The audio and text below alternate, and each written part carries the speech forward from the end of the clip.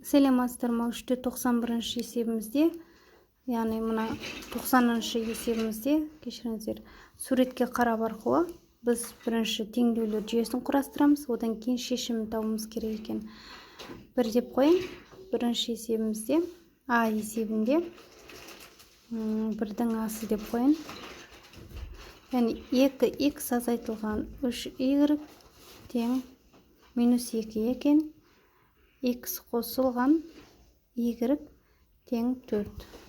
Бұл теңдеу құрастырылды. Енді екеуінің шешімі, кесте бойынша қарасақ, y-іміз 2-де, x-іміз 2. Яғни шешімі 2-де 2 болады. Келесі b.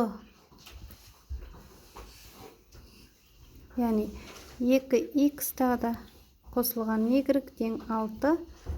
Минус 4x қосылған 3y тең 8. Бұл жерде шешімі y-іміз 4-те, x-іміз 1 екен. Яғни x-іміз 1-де, 1-ді x-тікі мәнін бірінші жазамыз, 1-де y-іміз 4.